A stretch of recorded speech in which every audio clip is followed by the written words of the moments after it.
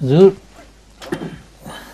ہماری جماعت کا یہ موقف ہے کہ بسم اللہ الرحمن جو ہے ہر سورت کی پہلی آیت ٹھیک ہے، گنی جاتی ہے، لیکن نماز میں سورت فاتحہ سے پہلے یہ نہیں پڑھی جاتی، پڑھی جاتی ہے. جو بالجہر جسے کہیں گے ہاں، نہیں پڑھی مگر جاتی، تو اس اونچی کی آواز میں نہیں پڑھی جاتی، جی آخر یہ لیکن پڑھی جاتی ہے. وجہ یہی ہے جو میں ابھی بیان کر رہا ہوں کہ بعض مسالک ہیں جو نسل بعد نسل ہم نے ورثے میں پائے ہیں، اس لیے جو شافعی ہیں وہ پڑھتے ہیں، جی انہوں نے نسل بعد نسل یہی ورثے میں پایا ہے.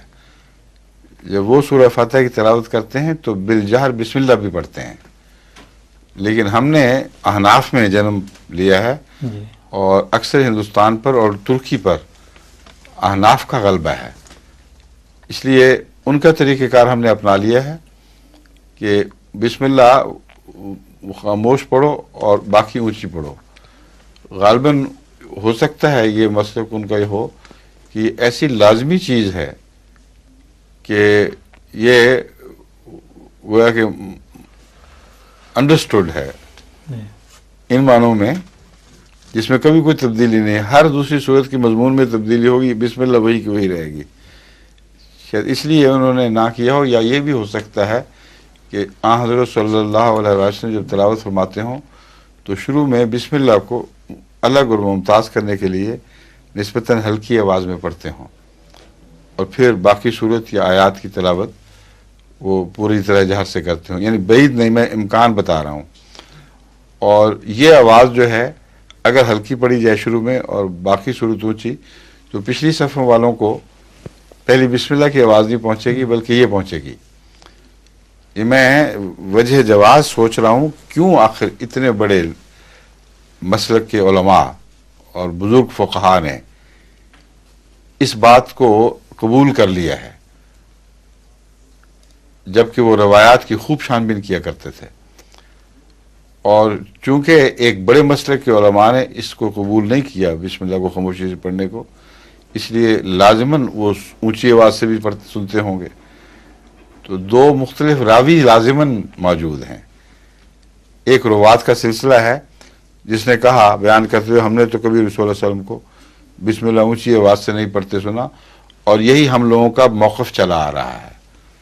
جی ایک حصے نے کہا ہم نے تو سنا اور ہمیشہ سے ہمارا یہی موقف چلا آ رہا ہے. تو اب اس کا حل کیا ہو سکتا ہے؟ یہ تو نہیں ہو سکتا کہ حضرت صلی اللہ علیہ وسلم کے صحابہ ایسے گروہوں میں ہوں کہ ایک دوسرے کی تکذیب کر رہے ہوں اور ناواجب ایک مسلک دنیا کے سامنے. تو ہو ہی نہیں سکتا، یہ مسلک ایسا ہے ہی نہیں جس پہ تعصبات کا کوئی اثر ہو.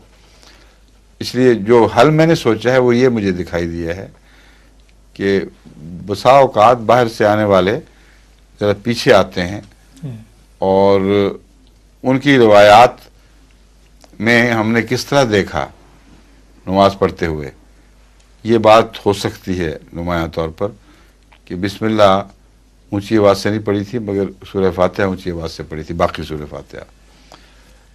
اب رہا معاملہ ان بزرگ صحابہ کا جو اکثر پہلی صف میں ہوتے تھے اور قریب ہوتے تھے، ان کے ہاں معلوم ہوتا ہے یہ بات روزمرہ کی اتنی تھی کہ حدیث میں اہمیت کے طور پر اس کو بیان کرنے کی ضرورت ہی نہیں کبھی پڑی، اور ان کی خاموشی جو ہے وہ ممد ہو گئی ہے یہ دو مختلف گروہوں کے پیدا ہونے میں. ورنہ اگر ان کبار صحابہ کی قطعی روایات ہوتی تو کبھی ہو نہیں سکتا تھا کہ اس طرح دو الگ الگ مسلک پیدا ہوتے. ٹھیک ہے.